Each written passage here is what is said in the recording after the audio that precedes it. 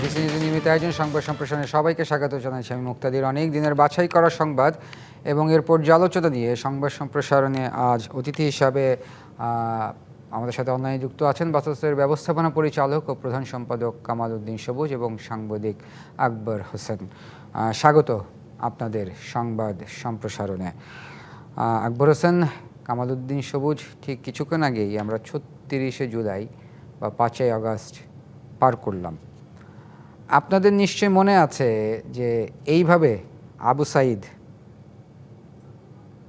তৎকালীন আন্দোলনের সময় পুলিশের গুলির মুখে দাঁড়িয়েছিল এবং মৃত্যুবরণ করেন। সেই ছবি আমরা যখন দেখেছি তখন অস্তিসিক্ত পুরো বাংলাদেশ এবং তখনই আরও বেগবান হয়েছিল এই সরকার পতন আন্দোলন। আমার প্রশ্ন হচ্ছে, জুলাই শহীদ পরিবারের অনুষ্ঠানের ডকুমেন্টারি নিয়ে যে বিতর্ক তৈরি হলো, আমরা সেখানে আবু সাঈদের ছবিটাই দেখলাম না এবং ভারপ্রাপ্ত রাষ্ট্রপতি নিজেও বলেছেন যে এটা ঠিক হয়নি। যেই ডকুমেন্টারিটা ঘিরে আসলে এই বিতর্ক বা হট্টগোল তৈরি হলো, মানে প্রধানমন্ত্রী তারেক রহমান বারবার বলে আসছেন জুলাই কারো একার নয়, জুলাই সবার। ঠিক সেই জায়গায় এই বিতর্কটা কেন তৈরি করা হলো? এই ডকুমেন্টারিটা যখন তৈরি হয়, কেন আবু সাঈদের ছবি থাকবেন না বা মুগ্ধের ছবি থাকবেন না? এইটা কি কোনো ধরনের কনস্পিরেসি বা গভর্নমেন্টকে ছোট করার জন্য করা হলো কিনা? কামাল উদ্দিন সবুজ। বিতর্কের যে কথাটা আসলে উচিত নয়। বিষয়টা আবু সাঈদের যে বিষয়টা, এটা আমরা জানি যে আবু সাঈদ সহ অনেকেই এই আন্দোলনে প্রাণ দেওয়ার কারণে আজকে আমরা মুক্ত মনে কথা বলতে পারছি, গণতন্ত্রের প্রক্রিয়া শুরু হয়েছে সবকিছু। কাজেই জুলাইয়ের কোনো কিছু নিয়ে কোনো বিতর্ক তৈরি হোক, এটা এই দেশের আপামর জনসাধারণ কেউই চাইবে না। মানে এটা কি কারণে হয়েছে এখন আসলে এটা হয়তো একটা তদন্ত সাপেক্ষ ব্যাপার। এটা ডিপলি না, এটার মধ্যে গভীরে না ঢুকতে হবে, বুঝে যাবে না। তো সেই তথ্য এই মুহূর্তে আমার কাছে নেই। আর সবচেয়ে বড় কথা হচ্ছে আজকে যে প্রধানমন্ত্রী তারেক রহমান সাহেব যে উদ্বোধন করলেন এবং এখানে আমাদের সাবেক যে মানে প্রধান উপদেষ্টার দিয়েছেন দেখলাম, এটা হচ্ছে একটা খুব ভালো দিক আমরা দেখতে পাচ্ছি। আর সে কথা হচ্ছে যে আমরা যে জুলাইয়ের যে চেতনা, জুলাই তো সকল মানুষের জুলাই, জুলাই তো সকল মানে আওয়ামী লীগ ছাড়া যাদেরকে আমরা বেশিরভাগই বলছি, তারা সকল মোটামুটি সব রাজনৈতিক দলেরই জুলাই। সেই জুলাইকে ধারণ করা এবং জুলাইকে ধারণ করে বাংলাদেশকে এগিয়ে নিয়ে যাওয়ার যে চিন্তা, বর্তমান যে যারা ক্ষমতায় আছেন, বাংলাদেশ জাতীয়তাবাদী দল সহ বিরোধী দলে যারা আছেন, সেই জায়গায় তো আমরা কোনো দ্বিমত দেখছি না। সবাই জুলাই কথাই বলছেন এবং বলছেন যে জুলাইকে ধারণ করেই দেশ পরিচালিত হচ্ছে যারা বর্তমানে ক্ষমতা আছেন। আর যারা বিরোধী দলে আছেন তারা বলছেন যে জুলাইকে ধারণ করে দেশকে এগিয়ে নিয়ে যেতে হবে। কিন্তু আমি মোটা দাগে এখনো মাত্র এই সরকারের 5 মাস পেরিয়ে ষষ্ঠ মাসে আপনার পদার্পণ করেছে এবং এর মধ্যে অনেক কিছু বাস্তবায়নও হয়েছে। এখনো অনেক টু আর্লি এটা বলা যে জুলাই চেতনাকে ধারণ করা হচ্ছে না। আমার মনে হয় এটা বলার সময় আসেনি, কারণ আমরা তো মাত্র 5 মাস পেরলাম মানে একটা নির্বাচনের পরে। কাজেই এবং এর মধ্যে দিয়ে পদ্ধতি দেখতেও পেলাম, আপনি জানেন যে সংবিধান সংশোধন সম্পর্কিত যে বিষয়গুলো, যেগুলো ঐক্যমত্য কমিশনের দীর্ঘ সময় আলোচনা হয়েছে, শুধু সংবিধান সংশোধনই নয়, অন্যান্য আরো অনেক বিষয়ে আলোচনা হয়েছে এবং এরকম অনেকগুলি কিছু বিল আকারে উত্থাপিত হয়ে পাশও হয়ে গেছে, আপনারা জানেন। তো কাজে যেগুলো বাকি আছে সেগুলো নিয়ে কিছু কিছু দলের, বিএনপি সহ অন্যান্য রাজনৈতিক দল যারা স্টেক হোল্ডার এই আন্দোলনে, গণঅভ্যুত্থান, জুলাইয়ের গণঅভ্যুত্থান, তাদেরও কিছু জায়গায় নতুন বিছানা আবার অনেক বেশিরভাগ জায়গায় ঐক্যমত হয়েছে। কিছু কিছু জায়গায় তো আপনার দ্বিমত থাকতেই পারে এবং সেই জায়গাগুলো আলোচনার মাধ্যমে পরিবর্তন করা যাবে না বা চেঞ্জ করা যাবে না সেটা বলা যাবে না। কারণ আমরা ঐকমত্য কমিশনের আপনার আলোচনার সময় আমরা দেখেছি যে 7 মাসের যে ডেলিভারেশন হয়েছে, বিএনপি, জামাত সহ অন্যান্য রাজনৈতিক দল অনেক বিষয়ে প্রথমে তীব্র আপনার বাদ বিতণ্ডা হয়েছে, তর্ক হয়েছে। এটাই তো গণতন্ত্রের সৌন্দর্য। কিন্তু এরপরে আমি এটাও দেখেছি, প্রথমে যারা বিভিন্ন আপনার বিষয়, বিভিন্ন ইস্যুতে যে জায়গায় ছিল, পরবর্তীতে সেটাকে অবজারভ করতে তারা অন্য জায়গায় এসেছে। তো কাজেই আমি বলবো, আজকে যে কিছু কিছু বিতর্কের যে ইঙ্গিত আমরা দেখতে পাই, মনে করেন বিরোধীরা তো বলছে যে জুলাইয়ের চেতনা অনুযায়ী দেশ চলছে না, কিন্তু সেটাও তো ঠিক বলা যাবে না। এই কারণে জুলাই চেতনা আজকে যে সংসদ হয়েছে, সেটাও তো জুলাই চেতনার অন্যতম প্রধান একটি ফসল হিসাবে আমি মনে করি। আজকে যে নবযাত্রা শুরু হয়েছে বাংলাদেশের গণতান্ত্রিক প্রক্রিয়ার, সেটা তো জুলাই চেতনারই অংশ। আজকে শেখ হাসিনার যে পলায়ন, সেটা কি জুলাই চেতনার সবচেয়ে বড় আপনার অনুষঙ্গ নয়? তো এরকম একটি নির্বাচন হয়েছে, নির্বাচনের মধ্যে দিয়ে একটি গণতান্ত্রিক সরকার ক্ষমতা এসেছে, বিরোধী দল আছে, আলোচনা হচ্ছে।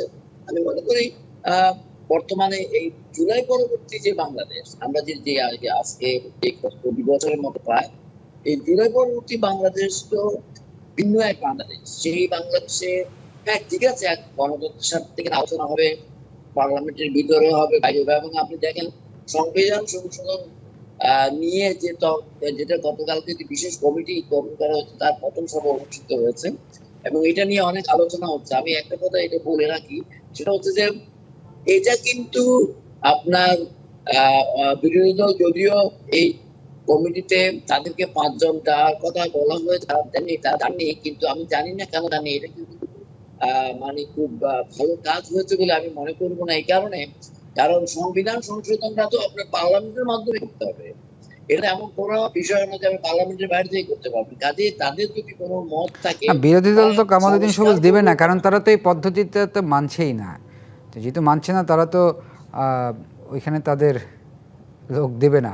আমরা একটু আকবর হোসেন আপনার কাছে। যদি না মানেন, আপনার তো যেটা হচ্ছে যে আপনাদের সংবিধান সংস্কার বলেন, সংশোধন বলেন, সেটা তো গণতান্ত্রিক প্রক্রিয়া তো তাই বলে। আপনাকে তো সংসদের মাধ্যমে সেটা করতে হবে। আমি যেটা বলছিলাম, কথা শেষ করে দিচ্ছি, সেটা হচ্ছে যে বিরোধী দলের যদি কোনো জায়গায় যে জায়গায় ওনাদের মতবিরোধতা থাকে, সেটা তারা ওখানে বলবেন। আর আমি যেটা বললাম প্রথমে আমার আলোচনা, যে আমরা ঐকমত্য কমিশনে অনেক সময় দেখেছি যে বিএনপি প্রথম যে স্ট্যান্ড নিয়েছে অনেকগুলি, জি, আমরা একটু আকবর হোসেনের কাছে যাই। কামালউদ্দিন সবুজ, আমরা আপনার কাছে ফিরবো। জি, আকবর হোসেন, আপনার মন্তব্য জানতে চাই।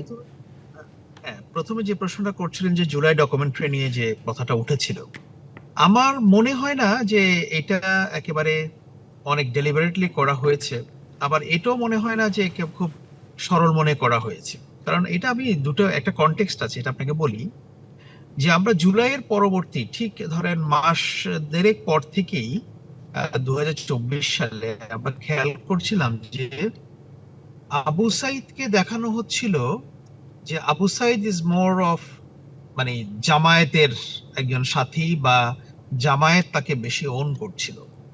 যদিও আবু সাইদ প্রথম মুক্তিযুদ্ধের দুঃখিত জুলাই অভ্যুত্থানের সময় সে প্রথম মারা যায় পুলিশের গুলিতে, কিন্তু তাকে জামায়াত ইসলামে একটা ওন করার প্রবণতা শুরু থেকে ছিল।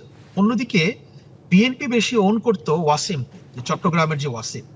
তো এই দুটো ক্যারেক্টার তখনই আমাদের সামনে ছিল এবং আমরা দেখতাম যে এই দুটো ক্যারেক্টারকে পাশাপাশি সবসময় দাঁড় করানো হতো।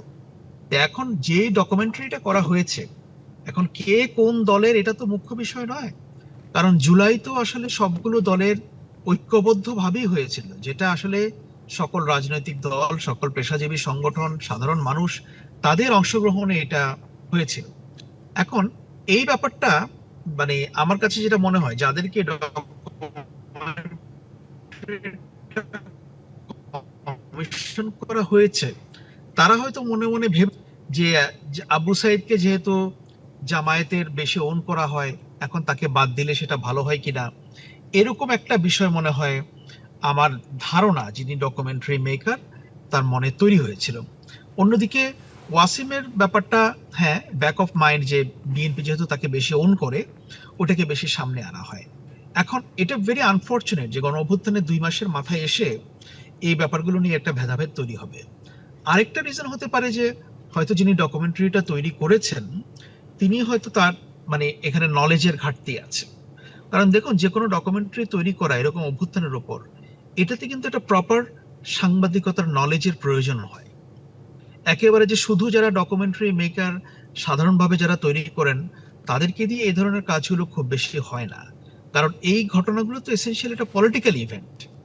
সুতরাং পলিটিক্যাল ইভেন্টকে পলিটিক্যালি ন্যারেট করার মতো একটা দক্ষতা থাকার প্রয়োজন আছে। তা আমার মনে হয় যে এই দুটো বিষয় বা এই ঘটনাগুলোই এখানে ঘটেছে। জি, আমাদের একটা বিরতির সময় হচ্ছে, আমরা বিরতি থেকে ফিরে এসে আলোচনা করছি। প্রিয় দর্শক, সংবাদ সম্প্রসারণে একটি বিরতির সময় হচ্ছে, সঙ্গেই থাকুন।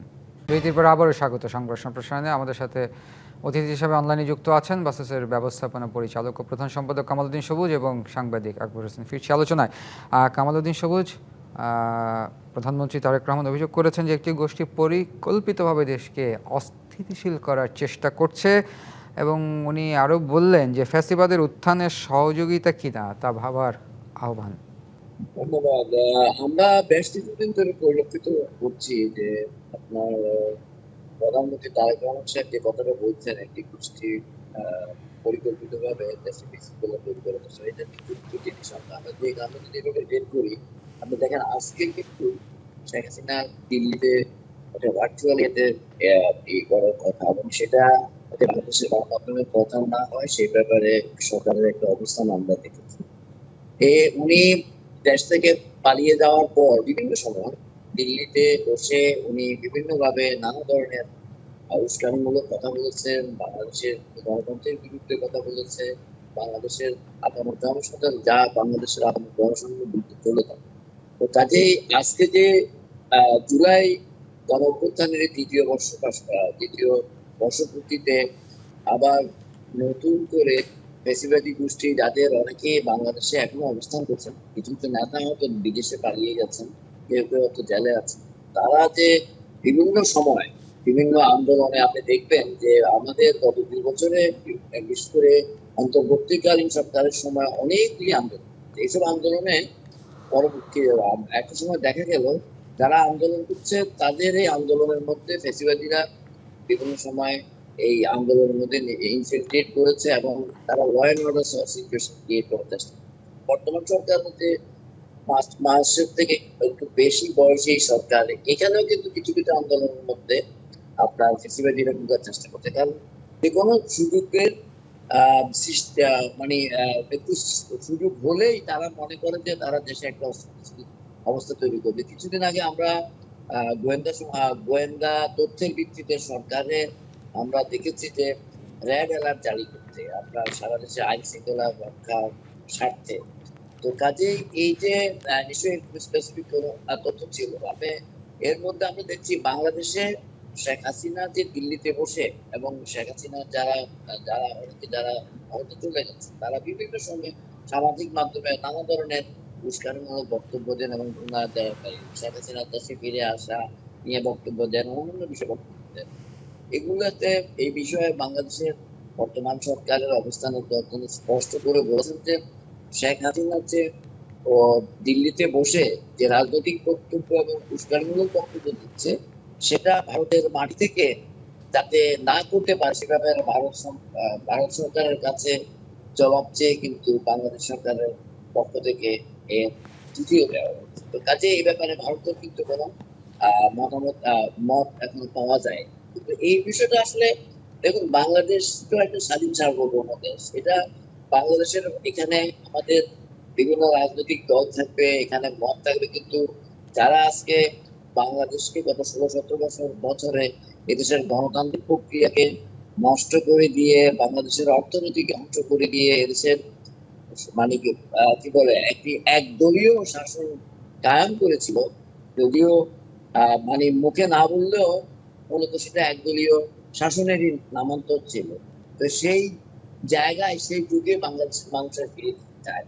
সে কারণেই যারা বারবার গণতন্ত্রকে ব্যাহত করার জন্য, বারবার এদেশে বিশৃঙ্খলা সৃষ্টির জন্য নানাভাবে চেষ্টা ক্ষমতা থেকেও করেছে এবং ক্ষমতার বাইরে যেও তারা এই কাজটা একই কাজ করে যাচ্ছে। কাজে এই ব্যাপারে বাংলাদেশের মানুষ আমার মনে হয় খুব সচেতন আছে, এবং বর্তমানে যারা সরকারে আছেন এবং যারা বিরোধী দলে আছেন এই ব্যাপারে আমার মনে হয় সবারই ঐকমত আছে যে বাংলাদেশটাতে যে এখন যে আপনার যে স্টেবিলিটি আছে, সেই রাজনৈতিক স্টেবিলিটি বলি, সামাজিক স্টেবিলিটি বলি, এবং অর্থনীতিতে আমরা একটা ভঙ্গুর অর্থনীতির উপর দাঁড়িয়ে যে নতুন সরকার আমরা পথ চলা শুরু করতেন, সেই জায়গায় যাতে আমরা কোনো মানে বিঘ্ন না ঘটে।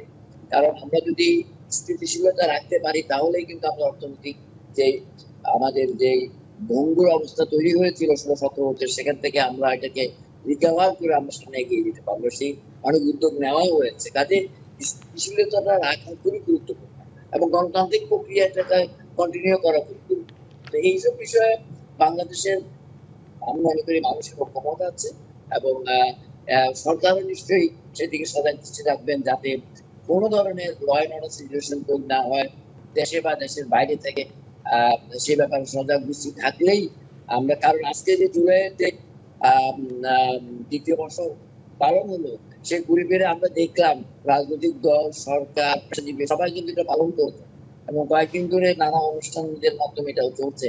বক্তব্য কিন্তু কোটা দাগে একটাই, এদেশে যাতে ফেসিবাদের আর পুনরুত্থান না হয়, এই ফেসিবাদে তার ফিরে না আসে, বাংলাদেশের গণতান্ত্রিক প্রক্রিয়া যে চালু হয়েছে এটা যাতে অব্যাহত থাকে, বাংলাদেশের যে অর্থনৈতিক যে মানে বিধ্বস্ত অর্থনীতি বাংলাদেশ যাতে সমৃদ্ধির পথে দাঁড়িয়ে, এগুলো চলতে আসে না। এগুলো কিন্তু জুলাই সনদ বলি, জুলাই আন্দোলনের যে স্পিরিট বলি, সেগুলো আমি মনে করি এটা এগুলো সেই চেতনারই অংশ।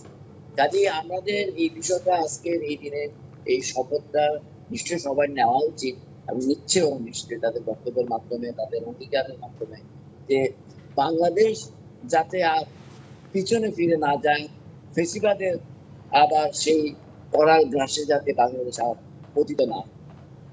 জি, আমরা একটু আকবর হোসেন আপনার কাছে আসি। এই যে প্রধানমন্ত্রী বললেন যে দেশকে একটি গোষ্ঠী পরিকল্পিতভাবে অস্থিতিশীল করার চেষ্টা করা হচ্ছে, এ ব্যাপারে আপনার একটু মন্তব্য শুনতে চাই। এখন পরিকল্পিত গোষ্ঠী বলতে উনি কাকে বুঝিয়েছেন এটা অবশ্য আমার কাছে খুব বেশি পরিষ্কার নয়। তবে আমি ধরে নিচ্ছি যে উনি হয়তো আওয়ামী লীগকে বুঝিয়েছেন, কারণ উনি যে দিনে এ কথাটা বলেছেন সেটার একটা কনটেক্সট আছে। কারণ সেদিনই শেখ হাসিনা দিল্লিতে তিনি সংবাদ সম্মেলন করছিলেন। এখন এটা তো দেখুন পরিষ্কার যে আওয়ামী লীগ দেশে একটা অস্থিতিশীল পরিস্থিতি তৈরি করতে চায়, এটা শুধু অনুমান না। কারণ আপনি যদি সোশ্যাল মিডিয়াতে আওয়ামী লীগের নেতাকর্মীদের বিহেভিয়ার দেখেন, তারা এখনো মানুষজনকে প্রতিনিয়ত হুমকি দিচ্ছে, তারা দেশে আসলে কাকে মারবে, কাকে খুন করবে, কাকে ফাঁসিতে ঝুলাবে, এইগুলোই হচ্ছে তাদের কথা।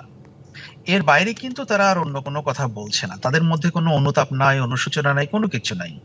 তারা ভারতে বসে বসে এই কথাগুলো বলছে এবং তারা ধরে নিচ্ছে যে বিদেশি কোনো শক্তি, প্রতিবেশী কোনো শক্তি তাদেরকে ক্ষমতায় বসিয়ে দিবে, এবং এই জন্য তাদের সঙ্গে যা যা আকবর হোসেন করার আসলে দরকার অনুশোচনা তারা অনুতাপ কিভাবে করবে? আওয়ামী লীগ বা শেখ হাসিনা এটা তো মানতেই নারাজ যে তারা এই কাজটি করেছেন, সেটাই। বরঞ্চ তারা এক্স্যাক্টলি বলেন যে উগ্রপন্থী দল বা ট্রু, উগ্রপন্থী লোকজন এই সেটাই। কাজটি কারণ করেছেন, তারা তো তো সেই জায়গায় কোনো অনুশোচনা অনুতাপ থাকার কথা নয়। জি, কোনো কোনো কথা নেই। এবং আপনি আজকে যদি তার বক্তব্যগুলো আমরা যেটা দেখলাম বা শুনলাম, এখানে কিন্তু বিন্দু মাত্র অনুশোচনার কিছু নেই, বিন্দু মাত্র নেই। তো এখন এই অস্থিতিশীলতা তৈরি করে সেটা তো কোনো কিছু মানে তারা করতে পারবে না। অন্যদিকে আমাদের দেশের বর্তমান পলিটিক্যাল কনটেক্সটও আমাদের বিবেচনায় নিতে হবে। সেটা হচ্ছে আমাদের বিরোধী দলগুলো, বিশেষ করে জামায়াত এবং এনসিপি এবং একই সঙ্গে সরকারি দল বিএনপি, আমরা দেখতে পাচ্ছি যে সাম্প্রতিক সময়ে তাদের মধ্যে কিন্তু সংঘাতের যে ফ্রিকোয়েন্সি এটা বাড়ছে, ঘটনা বাড়ছে। তো সুতরাং এই ঘটনাগুলো কিন্তু দেশের মধ্যে একটা অস্থিতিশীল পরিবেশের একটা ইঙ্গিত বহন করে, অভ্যন্তরীণ রাজনীতি। তো এখন একদিকে আপনি কি বিদেশি শক্তির দ্বারা যারা প্ররোচিত তাদেরকে ট্যাকল করবেন, নাকি দেশের ভিতরে যে অভ্যন্তরীণ সংঘাত বাড়ছে এটাকে আপনি মোকাবেলা করবেন? তো এই জন্য আমি অভ্যন্তরীণ রাজনৈতিক স্থিতিশীলতার উপর বেশি জোর দিব। যারা এক্সিস্টিং পলিটিক্যাল পার্টি আছে তাদের মধ্যে আমাদের অনেক বেশি সৌহার্দ্যপূর্ণ পরিবেশ দরকার। যা কিছু কথাবার্তা বলার দরকার সেটা হওয়া উচিত সংসদ কেন্দ্রিক কিংবা বিভিন্ন ফোরাম কেন্দ্রিক। কেউ যদি কোনো কথা বলতে চায় সে কথাগুলো যথেষ্ট শালীনভাবে গণতান্ত্রিক পরিবেশ বজায় রেখে সেই কথাগুলো বলা উচিত। অন্যদিকে এগুলোকে কেন্দ্র করে কারো গায়ে হাত তোলা বা সহিংস আচরণ করা সেটাও কাম্য নয়। সুতরাং আমি বলবো যে প্রধানমন্ত্রী যেটাকে ইঙ্গিত করেছেন অস্থিতিশীল পরিবেশ তৈরি করার চেষ্টা করছে, সার্টেনলি তিনি হয়তো এটাকে ফ্যাসিবাদী শক্তিকে ইঙ্গিত করেছেন, বা ফ্যাসিবাদী শক্তির এই যে প্রবণতা তারা এটাকে অস্থির করে তোলার জন্য, এটা কিন্তু নির্ভর করছে পুরোপুরি আমাদের দেশের বর্তমান অভ্যন্তরীণ রাজনৈতিক বাস্তবতার উপর। আমাদের অভ্যন্তরীণ রাজনৈতিক বাস্তবতা যদি আমরা স্থিতিশীল রাখতে পারি, তাহলে অন্য কেউ সেখানে ঘোলা পানিতে মাছ শিকার করার তারা ট্রাই করবে বটে, কিন্তু তারা সফল হবে না। জি, আমাদের শেষ করতে হচ্ছে। ধন্যবাদ আকবর হোসেন, ধন্যবাদ কামালউদ্দিন সবুজ। প্রিয় দর্শক, এই ছিল সংবাদ সম্প্রসারণ। জিবিসির সঙ্গেই থাকুন।